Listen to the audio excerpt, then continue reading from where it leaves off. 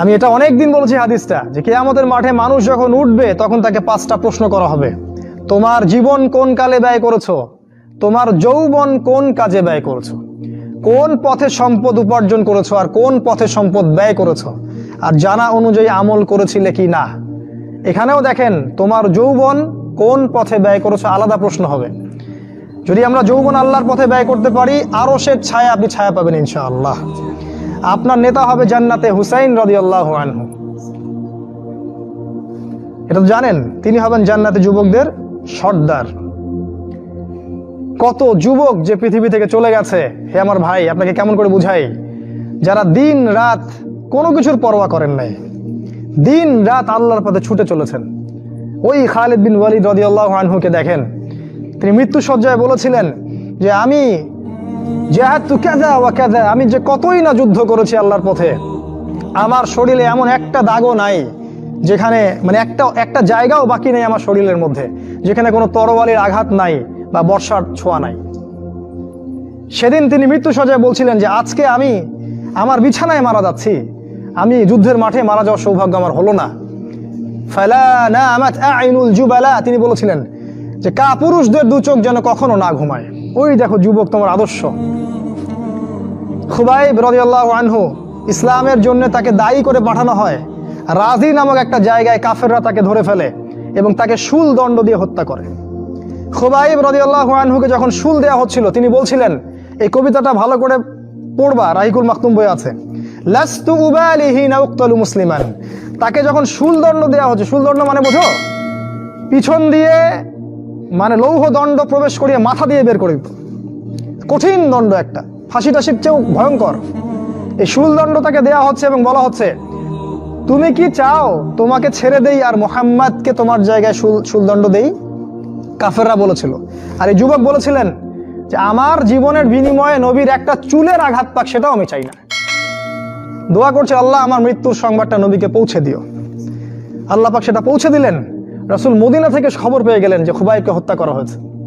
তিনি তখন কবিতা আবৃত্তি করছিলেন যে লাস্তু উবালি হিনা উক্তালু মুসলিমান, আমি কোনো পরোয়াই করি না যখন আমাকে মুসলিম হিসেবে হত্যা করা হচ্ছে। আলা আই জামিন কানা লিল্লাহি মাসরাই, আমাকে যেদিকেই পাশ ফেরানো হোক না কেন সেটা আল্লাহর জন্যই। ওয়াযালিকাল ইলাহু ওয়া ইয়াশা, এবং তিনি হচ্ছেন এমন ইলাহ যিনি যদি চান ইউবারিক আলা ফি কুল্লি শিলুই মিমাসা, তাহলে তিনি প্রত্যেকটা আমার গোশত টুকরা হাড্ডির মধ্যে বরকত দিতে পারবেন। এই কবিতা বলতে বলতে তার জান চলে যায়। এই যে তোমার আদর্শ, কখনো ভেবেছো তাদেরকে নিয়ে? তারা তোমাদের সুপার হিরো। আজকে ফ্যান্টাসির জগতে সুপার হিরো খুঁজে বেড়াও তোমরা। রাসূলের আদর্শ গ্রহণ করার সৌভাগ্য হলো না, খালিদ বিন ওয়ালিদকে দেখতে পারলে না। ওমর ইবনুল খাত্তাব এমন বীর যার সামনে 10 জন 15 জন কিছুই না, তরোয়াল নিয়ে বের হয়েছেন নবীকে হত্যা করবে। প্রতিমধ্যে শুনলেন কি তার বোন ভগ্নিপতি ইসলাম কবুল করেছে, চললেন বোন আর ভগ্নিপতিকে আগে মারবো তারপর নবীকে। সেখানে গিয়ে শুনলেন কোরআন তেলাওয়াত করা হচ্ছে, কান লাগিয়ে শুনলেন কি তেলাওয়াত করা হচ্ছে। জিজ্ঞাসা করলেন কি তেলাওয়াত করছো?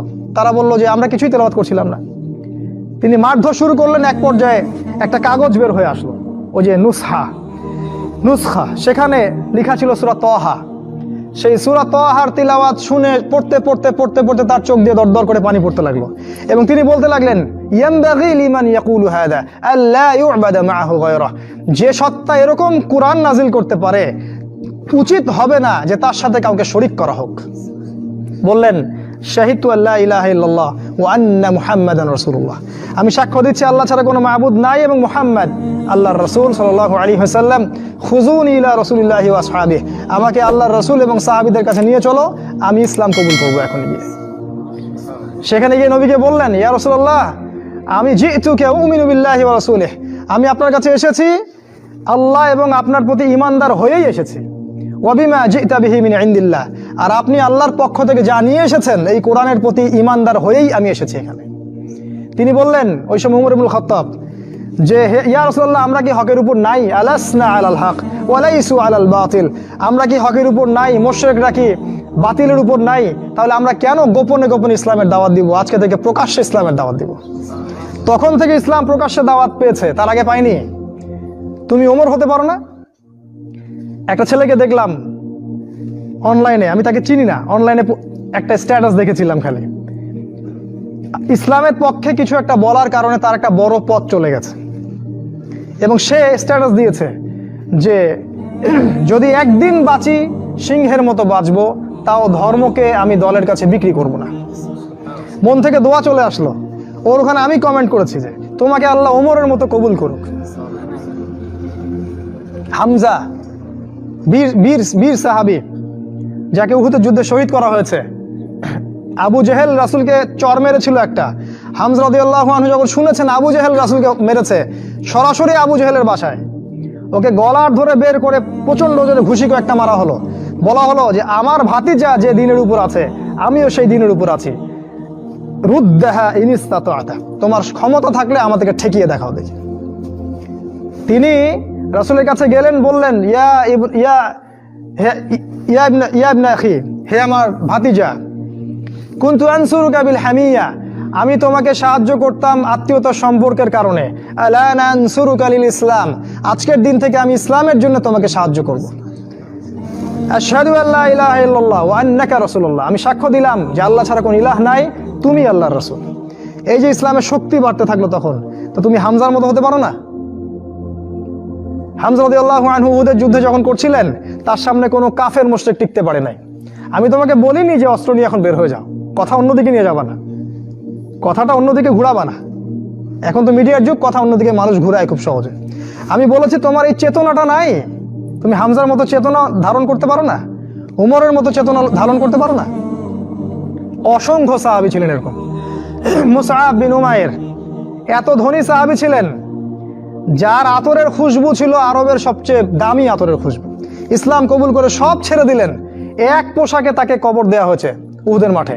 মানে তাকে যখন শহীদ করা হয়, তার দেহের মধ্যে এতগুলো তরবারির দাগ ছিল, তুমি কল্পনাও করতে পারবে না।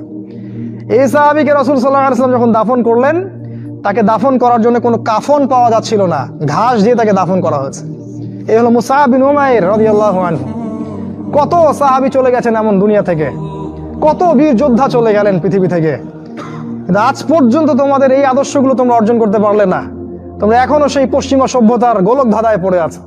ওই ইহুদি, ওই খ্রিস্টান, ওই দাজ্জাল অনুসারীরা যা শিখাচ্ছে তাই শিখছো, যা গিলাচ্ছে তাই গিলছো, মিডিয়া যা দেখছো তাই বিশ্বাস করছো। আল্লাহ পাক তোমাদের সবাইকে যেন ইসলামের দিকে হেদায়েত দান করেন, ফিরিয়ে নিয়ে আসেন, আল্লাহুম্মা আমিন। কয়েকটা পয়েন্ট খালি আকারে বলছি, কি করবা তুমি এখন। এক নাম্বার, তুমি তোমার জীবনের উদ্দেশ্যটাকে ফিক্স করো। ঠান্ডা মাথায় আজকে রাতের বেলা চিন্তা করবা আল্লাহ পাক তোমাকে কি জন্য দুনিয়ায় পাঠিয়েছেন। একটু চিন্তা করবা, 1 মিনিট একটু চিন্তা করবা যে তুমি পৃথিবীতে নাই, তুমি মারা গেছো। চিন্তা করবা তুমি মারা গেছো। এরপর চিন্তা করবা তুমি যে মারা গেছো, পৃথিবীর কারো কোনো সমস্যা হচ্ছে কিনা। তুমি যে মারা গেছো, পৃথিবী কি থেমে আছে? তোমার পরিবার থেমে থাকবে? তোমার শিক্ষা, তোমার বন্ধু বান্ধব, তোমার আত্মীয় স্বজন কেউ থেমে থাকবে? কেউ থেমে থাকবে না।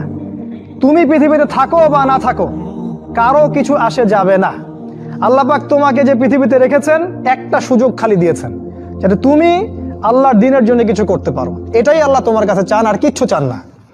আর কিচ্ছু আল্লাহ তোমার কাছে চান না। আল্লাহ চান তুমি একজন ভালো মানুষ হও, ভালো মুসলিম হও, এবং দ্বীনের জন্য কিছু খেদমত করে পৃথিবী থেকে বিদায় নাও।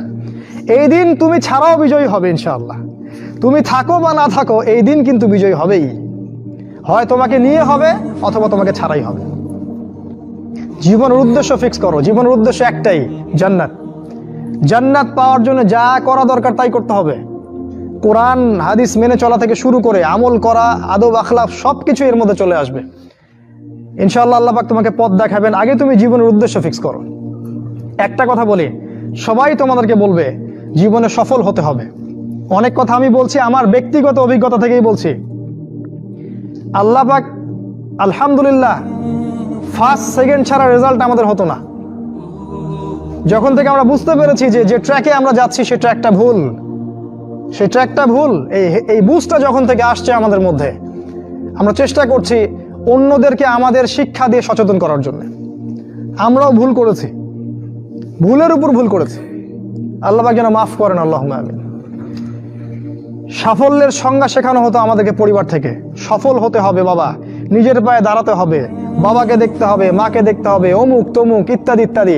বিয়ে করবি কি নিয়ে, তোর তো কিছুই নাই, বলে নাই কথাগুলো আপনাদেরকে? চাকরি বাকরি করতে হবে, প্রতিষ্ঠিত হতে হবে। শোনো, সাফল্যের একটা সংজ্ঞা দিয়েছেন আল্লাহ কোরআনে, একটাই সংজ্ঞা, সূরা আল ইমরানের মধ্যে আছে। আজকে আমি সব ডিটেলস বলার সময় পাচ্ছি না। সূরা আল ইমরানের মধ্যে আছে, কুল্লু নাফসিন যায়িকাতুল মাউত, প্রত্যেকটা নফস মারা যাবে এবং কিয়ামতের মাঠে তাদের পুরোপুরি প্রতিদান তাদেরকে দেয়া হবে। এখানে আল্লাহ সাফল্যের সংজ্ঞা দিয়েছেন, ফামান যুহজিহা আনিন নার ওয়া উদখিলাল জান্নাহ ফাকাদ ফাজ। ওই দিন কিয়ামতের মাঠে যাকে জাহান্নাম থেকে বাঁচানো হবে আর জান্নাতে প্রবেশ করানো হবে, ফাকাদ ফাজা, এই ব্যক্তি হচ্ছে সফল। সাফল্যের সংজ্ঞা কোথায় পাইলেন? যদি আমরা জাহান্নাম থেকে বাঁচতে পারি প্রত্যেক ব্যক্তি এবং জান্নাতে যেতে পারি, সেই সফল, এছাড়া কেউই সফল না। এই পৃথিবীর কেউই সফল না, কেউ না। সে যত বড় রাষ্ট্রনেতা হোক, পণ্ডিত হোক, বিজ্ঞ হোক, পণ্ডিত কে হয় হোক, যার দাপটে সারা বিশ্ব কাঁপে, এও সফল না যদি না সে জান্নাতে যেতে পারে। কিন্তু একজন এই ভ্যান চালক, এক রিক্সা চালক, এক আমার ওই গরিব চাচা, ওই কৃষক, সে যদি হিসাব দিয়ে জান্নাতে যেতে পারে, সে সফল। তিনি সফল, তিনি আল্লাহর কাছে পছন্দের বান্দা। অতএব জীবনের উদ্দেশ্যটাকে ঠিক করে ফেলো, এটা প্রথম কাজ। দ্বিতীয় কাজ, তোমাকে জ্ঞান অর্জন করতে হবে। দ্বিতীয় কাজ, কিসের জ্ঞান অর্জন করবে? যে জ্ঞান তোমাকে আল্লাহর দিকে নিয়ে আসবে, সেই জ্ঞান অর্জন করতে হবে। কোন কোন সাবজেক্ট পড়তে হবে তোমাকে?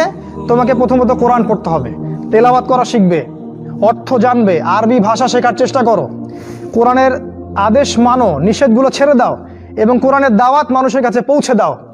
কোরআনের দাওয়াত মানুষের কাছে পৌঁছে দাও এবং কোরআনের বিধান বাস্তবায়নের জন্য আল্লাহর পথে চেষ্টা করো।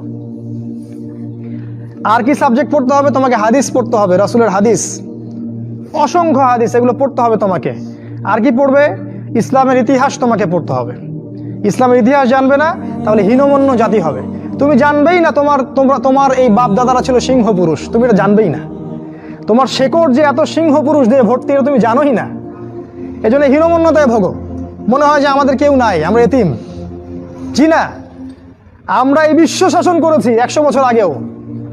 100 বছর আগেও এই পুরো বিশ্ব আমাদের হাতে ছিল। এখন যা দেখছো এরকম অতীত এরকম ছিল না। একটা ওমরের হুঙ্কারে সারা বিশ্ব কেঁপে যাইতো।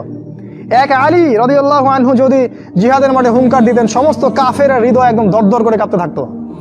আমাদের সিংহ পুরুষ বাবারা দাদারা এরকম ছিলেন।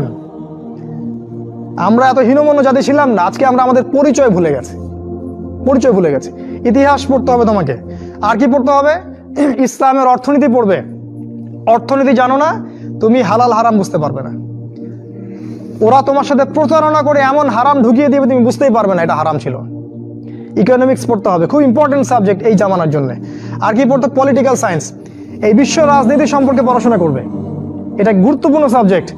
এছাড়া জেনারেল লাইনে যে পড়াশোনাগুলো করছো এগুলো ভালো, আমি এগুলো পড়তে নিষেধ করিনি। আমি বলেছি এগুলোর শিকড়টা হবে ইসলামিক। তুমি ডাক্তার হও আর ইঞ্জিনিয়ার হও আর কি হও, এটাতে আমাদের কোনো আপত্তি নাই। শিকড়টা হতে হবে ইসলামিক, কোরআন এবং সুন্নাহ ভিত্তিক। আরেকটা সাবজেক্ট পড়বে ফিকহ।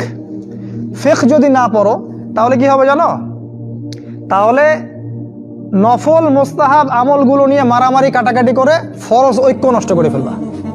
এখনকার দেখো না যে অল্প কিছু পড়াশোনা করে, 2 পাতা পড়াশোনা করে দায়ী হয়ে গেছে একেবারে। কোরআনটা ঠিক মতো পড়তে পারে না, রিডিং ঠিক মতো পড়তে পারে না, বড় বড় ফতোয়া দিয়ে বেড়াচ্ছে, ওইটা হালাল আর ওইটা হারাম, ওইটা অমুকের এই নাই অমুকের সেই নাই। হচ্ছে না এটা ফিকহ না জানার কারণে হচ্ছে। ফিকহের বুঝ কঠিন বুঝ, গভীর বুঝ।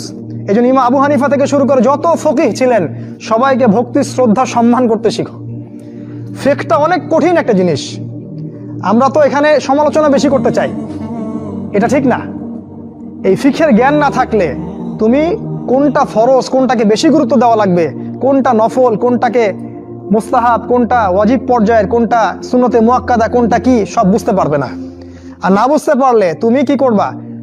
যে বিষয়ে ছাড় দেয়া যেত সেটাকে ছাড় না দিয়ে তুমি বড় বড় জিনিসগুলোকে ভেঙে ফেলবা। খেয়াল করে দেখবেন, ছোট ছোট মাসআলাগুলোকে নিয়ে, যেগুলো ইখতিলাফি মাসআলা, যেগুলো নিয়ে সাহাবায়ে কেরামদের মধ্যে দ্বিমত ছিল, এগুলোকে নিয়েই বাংলাদেশে শত শত দল হয়ে গেছে। হয় নাই? কোন দল কি বলেছে আল্লাহ নাই? কোন দল বলে যে রাসূল নাই, কোরআন নাই, আমাদের কেবলা আলাদা, এটা বলে?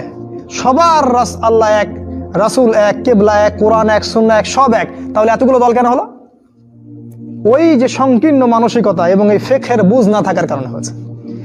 তাই ফিকহটা পড়বে, না হলে তোমার দ্বারা উপকার না হয় উম্মার ক্ষতি হয়ে যাবে।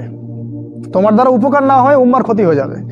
আর দু একটা সাবজেক্ট বলছি, জিও পলিটিক্স, ভূ রাজনৈতিক প্রেক্ষাপটটা